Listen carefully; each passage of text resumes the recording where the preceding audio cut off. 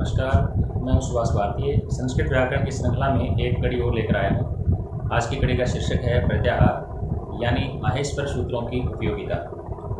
इस वीडियो से पहले मैंने 2 वीडियो अपलोड किए हैं, जिनमें पहले वीडियो में हमने वर्ण विचार का पहला भाग पढ़ा है, दूसरे वीडियो में वर्ण विचार का दूसरा भाग, यानी कि एक पार्ट वर्ण विचार का है और दूसरा माहेश्वर सूत्र का है। आज हम उन दोनों वीडियो में जो कुछ पढ़ा है उनकी उपयोगिता जानेंगे कि उनकी उपयोगिता क्या है। अर्थात माहेश्वर सूत्र के बारे में जैसे कि मैंने आपको बताया था कि संस्कृत एक शुद्ध वैज्ञानिक भाषा है, क्योंकि ये सूत्रों पर आधारित है और इसमें शुद्धता की अशुद्धता की कोई गुंजाइश नहीं रह जाती है। तो माहेश्वर सूत्र भी ऐसे ही सूत्र हैं संस्कृत व्याकरण के, जिनका संबंध आचार्य व्याकरणाचार्य पाणिनि से रहा है। तो आज हम माहेश्वर सूत्रों की उपयोगिता पढ़ने वाले हैं।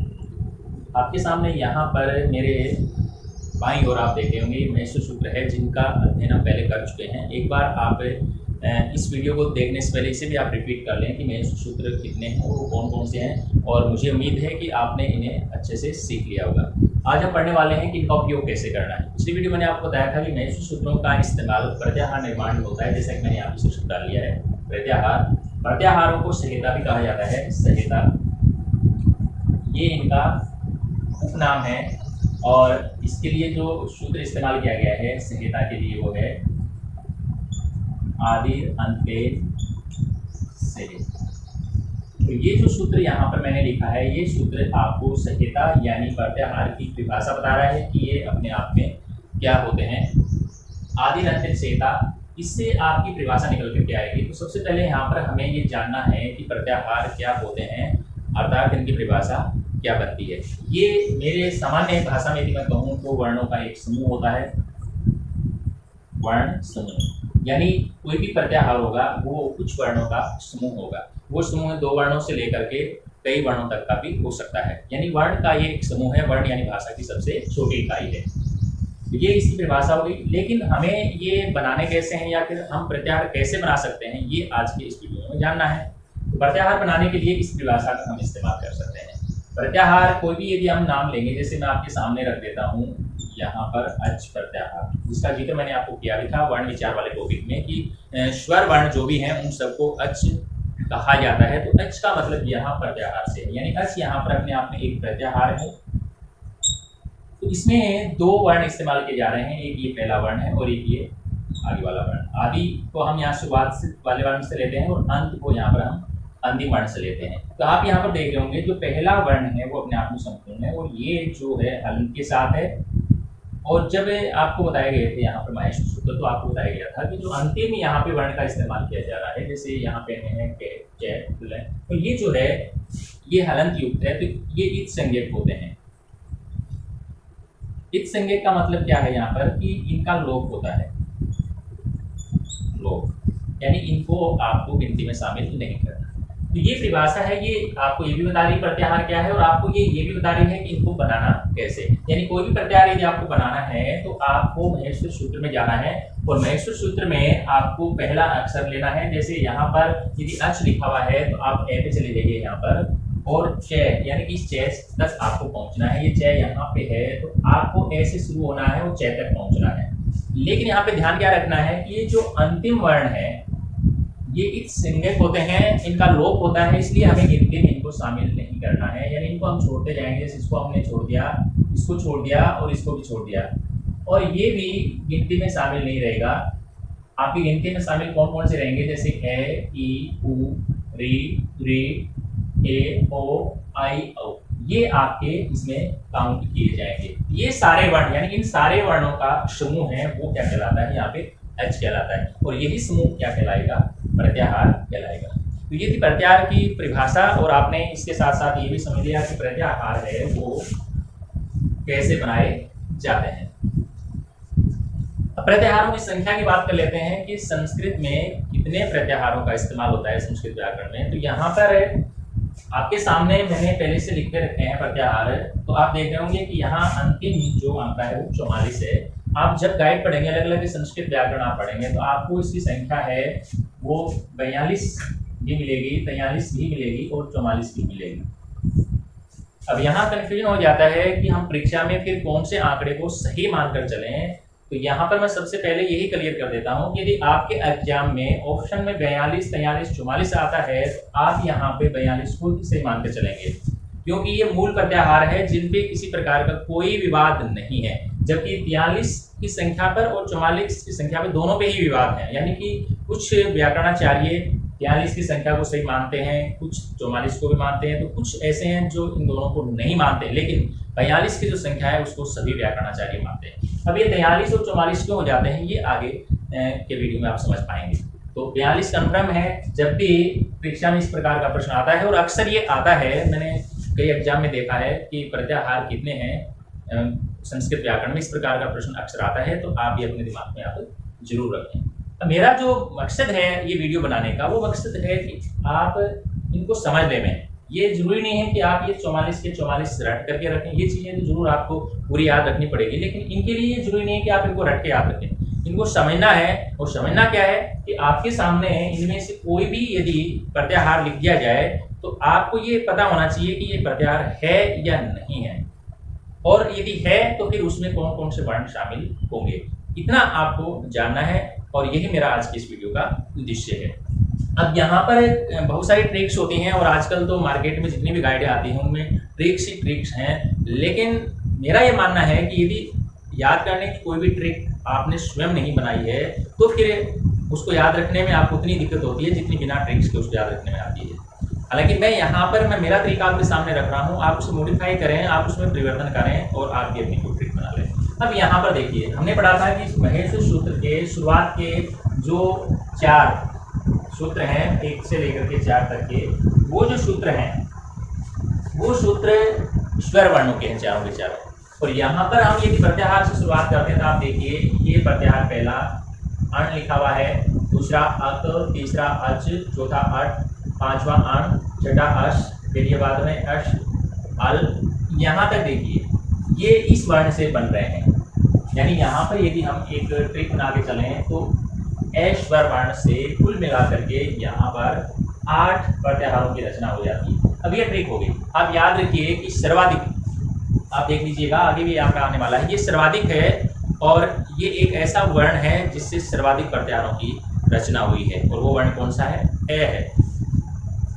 तो 8 है। अब 8 कौन कौन से, ये आपके सामने शुरू में लिखे हुए हैं। अब इनका 2-4 बार यदि आप दोहरान करेंगे तो ये चीजें दिमाग में सेट हो जाएगी। अण अक अच, कोई भी बना लीजिए, 2-2 के जोड़े बना लीजिए या 3-3 के बना लीजिए। अण अक अच, अट अण अस, ये हो गया, या फिर 3-3 के बनाइए, अण अक अच, अट अण अस, इस प्रकार बना सकते हैं, या फिर इनमें से पहले 2 बना लो, तो जो भी है आपके वहां पे जो सेट हो जाए वो आप बनाइए। अण अक अच, अट अण अस और अस अल, 2-2 भी हो जाएंगे।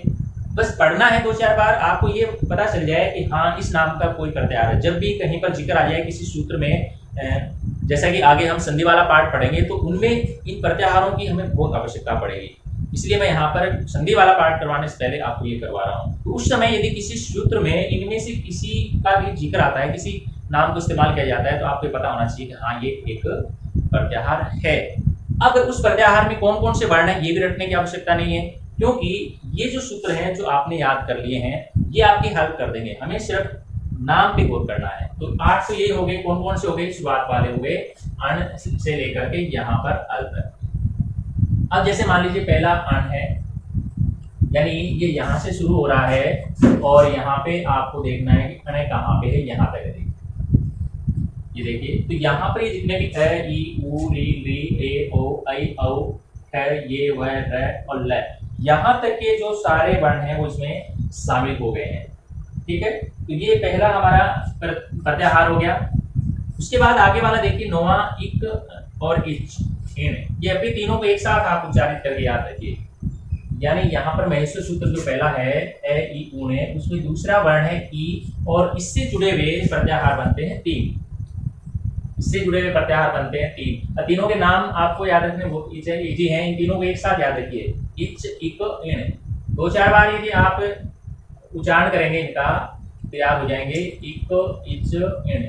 बस जब भी आप खाली टाइम में हो और हो, थोड़ा सा कल्पना करिए, चिंतन करिए, सोचिए कि ई से कौन कौन से प्रत्याहार मैंने पढ़े थे, तो फिर आपको याद आ जाएंगे। इक, इच, इन हो गए, यानी ई से यहाँ तक का पहला बन गया है, ई से यहाँ तक का दूसरा बन गया है, और ई से यहाँ तक का तीसरा बन गया है, इसमें ये सारे वर्ण शामिल हो जाएंगे। जैसे इक है तो इक में कौन कौन से हुए, ई हो गया, स्वयं शामिल होगा, ऊ शामिल होगा, ये नहीं होगा, ये शामिल होगा और ये शामिल होगा। इसका मतलब ये हुआ कि इक जो प्रत्याहार है उसमें आपके कौन कौन से वर्ण हुए, ई हो गया, दूसरा ऊ हो गया, री हो गया और री हो गया। अब यहाँ पे कितने वर्ण हुए, 4 हुए। इसका मतलब ये चारों वर्ण हैं वो इक कहलाते हैं। कहने का मतलब इन सारी चीजों को रटने की आवश्यकता नहीं पड़ती, एक छोटा सा नाम आपको याद रखना है। तो ये 3 इससे संबंधित हो गए आपके। उसके बाद यदि आगे हम बढ़ते हैं तो आप देखिए यहाँ पे अगला जो वर्ण आ रहा है ऊ आ रहा है, और ऊ से संबंधित प्रत्याहार है या नहीं है। पहले तो आप ये याद रखिए इसमें जितने भी वर्ण शामिल किए गए हैं इनमें कौन से वर्ण से संबंधित प्रत्याहार है और कौन से संबंधित नहीं है। तो यहाँ पे ऊ की बात करें तो यहाँ पर ऊ से संबंधित एक प्रत्याहार है जिसका नाम है उ, तो एक ही है यहाँ से इससे संबंधित उ प्रत्याहार है। अब मान लीजिए किसी सूत्र में इसका इस्तेमाल हो गया और आप ये जानना चाहते हैं कि इसमें कौन कौन से वर्ण हैं, तो आप महेश्वरी सूत्र में आ जाइए और ऊ को ढूंढिए। ये ऊ है, यहाँ से आपको शुरू होना है और बीच में जो इत्संगिक है इनको छोड़ना है। ऊ के बाद डायरेक्ट यहाँ आएंगे आप री, फिर री पे आ जाएंगे, फिर ए ओ आई औ पे आ जाएंगे। लेकिन यहाँ पे हमें कहते हैं कि उगना है तो इसका मतलब यहाँ पे ऊ री और री, इसमें 3 ही वर्ण होंगे। ऊ तो स्वयं होगा ही होगा, उसके बाद री होगा और यहाँ पे ली होगा। तो ये 3 ही इसके अंदर शामिल हैं। ये ऊ से संबंधित हो गए। उसके बाद हम आगे बढ़ते हैं तो ई ऊ पूरे हो गए, कंप्लीट हो गए। री और री है तो आप इस लिस्ट में देख रहे होंगे री और री से जुड़ा कोई भी यहाँ पर प्रत्याहार नहीं है। इसका मतलब इस सूत्र से संबंधित कोई प्रत्याहार नहीं बना है।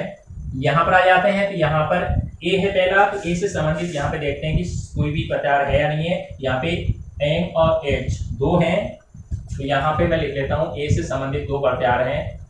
अब कौन कौन से हैं एंग और एच, वो यहाँ पे नोट नहीं कर रहा हूँ, आप जब प्रैक्टिकल वर्क करें तो आप ये नोट करके ही याद करें। तो यहाँ पर पहला उदाहरण हम जैसे ले लेते हैं, ये है एंग, तो हमें आपको क्या करना है, यहाँ पहुँचना है, डायरेक्ट ए पे पहुँचिए और अंग यहाँ पे पहुँचिए। तो यहाँ पर ए और 2 ही यहाँ पर वर्ण इसमें शामिल हो रहे हैं, इसमें 2 ही शामिल हो रहे हैं।